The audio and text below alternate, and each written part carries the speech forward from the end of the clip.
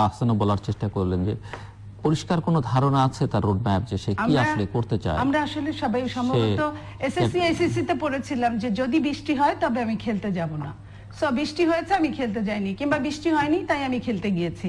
সেইখানে বিএনপি নেত্রী বা বিএনপি কিন্তু সব সময় বলেছে, এবং এর মধ্যে আপনি দেখেছিলেন পেপারে 2-3 দিন আগে যে বিএনপি খুব তাড়াতাড়ি নির্বাচনী একটা রূপরেখা প্রণয়ন করবেন, বেগম খালেদা জিয়া জনসম্মুখে উপস্থাপন করবেন। আমি তো অনেকদিন ধরে এই প্রশ্ন করে যাচ্ছি, সেটি দেখছি না কেন আমরা? কেন আমরা ভিশন 2030 দেখছি না? কেন ভিশন 2030 নির্বাচনকালীন সহায়ক কিন্তু দেশনেত্রী বেগম খালেদা জিয়া দিয়েছিলেন, সেটা ড্রাফটটা বলেছিলেন, এবং এখন উনি নির্বাচন কাছে আসছে, উনি হয়তো এখন মনে করছেন যে সামনে কিছুদিনের মধ্যেই সেটা করবেন। এবং নির্বাচনকালীন সহায়ক সরকারের ঘোষণা, সেটি রূপরেখা প্রধানমন্ত্রীর কাছে যেটি দেবার কথা,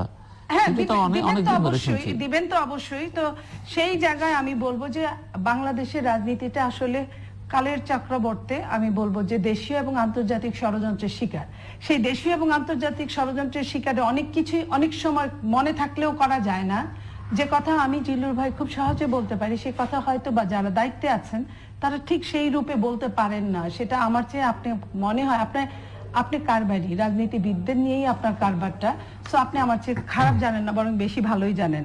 তো সেই জায়গায় আমি একটুখানি বলতে চাচ্ছি যে গত কয়েকদিন আগে আওয়ামী লীগ যদি এত ভালো, এত সবকিছু সিদ্ধান্ত অটল থাকতে পারে, নির্বাচনমুখী হলে আওয়ামী লীগে দাঁড়ালেই পাশ করে, সেই জায়গায় আমরা কিন্তু কয়েকদিন আগে দেখেছি পত্রিকাগুলো যে আওয়ামী লীগে 100 আসনে প্রার্থী খোঁজা হচ্ছে, সিরিয়াসলি প্রার্থী খুঁজে পাওয়া যাচ্ছে না। তারা এত ভালো ভালো কাজ করেছে যে প্রার্থী পাচ্ছে না। সেই জায়গায় আমরা বলতে চাই যে যদি 50% লিগ্যাল বিএনপি যদি আসে নির্বাচন, এবং ঠিক 50%ও যদি লিগ্যাল ভাবে ভোট দেওয়ার সুযোগ থাকে বাংলাদেশের জনগণের, আমার বিশ্বাস আওয়ামী লীগের অনেক যারা সাইলেন্ট আওয়ামী লীগ, যারা সারা জীবন নৌকায় ভোট দিয়েছে, তারাও ধানের শীষে ভোট দিবে। ধানের শীষের জন্যই ধানের শীষকে ভোট দিবে আমি সেটাও বলছি না। একজন দেশের সচেতন নাগরিক হিসেবে এই সরকার যা করেছে বিকল্প কেউ নাই। যে এরশাদ সাহেব জাতীয় পার্টির, উনি কিন্তু সবসময় নৌকার সাথেই আছে। সাফল্যটা বিএনপি সমর্থনে না হলো আওয়ামী লীগের বিরোধিতার কারণে?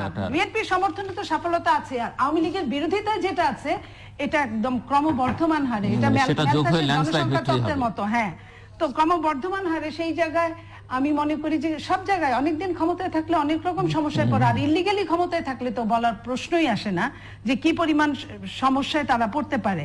এখন সিইসির কথাটা আসছে যে ওবায়দুর রহমান সাহেব বলেছেন যে কাদের সাহেব যে সিইসির উপর ডিপেন্ড করে।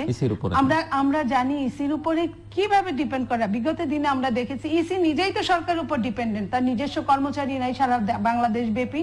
ওই 2 আর 4 কর্মচারী দিয়ে তো নির্বাচন ভোট গণনা করা যায় না, ভোটের জায়গায় যাওয়া যায় না, তাকে কর্মচারী ভাড়া করতে হয়। কার কাছে? সরকারের কাছ থেকে। সরকার কি বলছে? আওয়ামী লীগ সরকার বলছে যে তারা ক্ষমতা ছাড়বে না, ক্ষমতায় থেকে নির্বাচন করতে হবে। আর ইসির যে সবচেয়ে বড় পদের ব্যক্তি, উনি নিজেই স্বীকার করেছেন উনি এক সময় ঢাকা বিশ্ববিদ্যালয়ের ছাত্রলীগের সাংস্কৃতিক সম্পাদক ছিল। আমরা রকিব মার্কা ইলেকশনে যা দেখেছি তার চেয়ে কি আমরা ভালো দেখতে পারি? যেটা আমি একটা আপনাকে এক্সাম্পল দেই, যেটা কুমিল্লা নির্বাচনটা উঠে আসলো। কুমিল্লার নির্বাচনে সারাদিন ব্যাপী কিন্তু ভোটের জাল ভোট হয়েছে।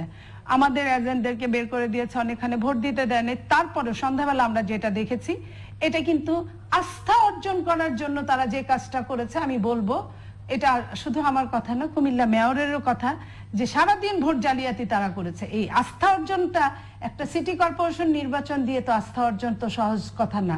কারণ উনি আস্থা অর্জন করবার জন্য পরে হয়তো বা আমার যা ধারণা, আমি মনে করি যেহেতু আমি সত্য কথা বলার চেষ্টা করি, আমি বলি না যে আমি সবসময় সত্য বলি, আমি চেষ্টা করি, সেই জায়গায় যদি সে মনে করে এবং এতে যদি বিএনপি নেতৃবৃন্দ মনে করে যে এই সিইসি দ্বারা আমার উপকার হবে, নেভার এন্ড এভার।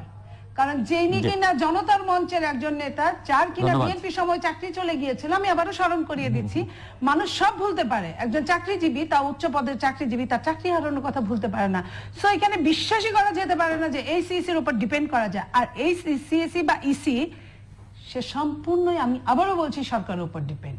তো ডিপেন্ড একটা লোক কিভাবে আমাদেরকে সাহায্য করবে, সেটা যেটা সাধারণ সম্পাদক আওয়ামী লীগের সেন্ট্রাল কমিটি বলেছেন, আমি তার কথা একমত হতে পারলাম না, দুঃখিত।